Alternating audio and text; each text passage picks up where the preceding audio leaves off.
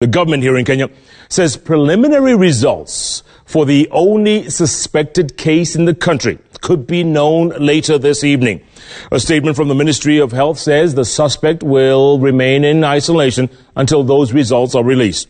The statement comes hours after Kenya's ambassador to China, Sarah Serem, announced that there was no immediate danger for Kenyans living in China.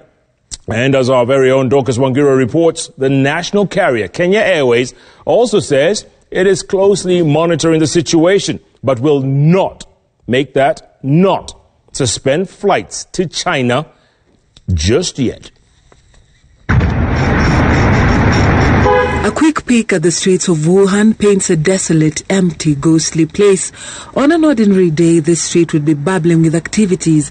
Tens of people on foot, in cars, bicycles and electric bikes, moving out and about.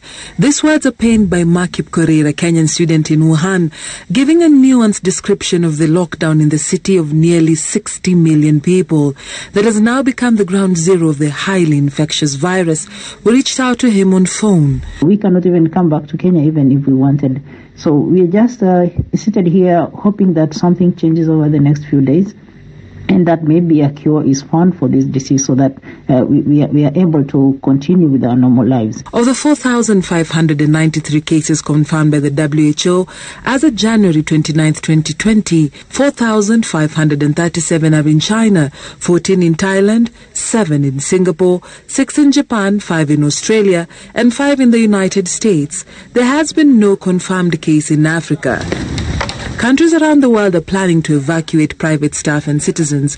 This include France, South Korea, Japan, Kazakhstan, Germany, Morocco, and the United States. But Kenya's ambassador to China, speaking in the country before returning to China, maintained that the situation remained under control. The World Health Organization's risk assessment of the coronavirus in China, where most cases have been confirmed, is very high.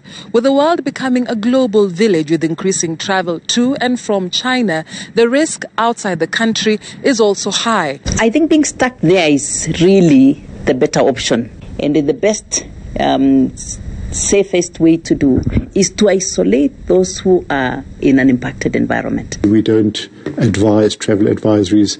Countries can, of course, decide by themselves to actually have these advice, like Kenya has done, to actually propose that people don't travel to China.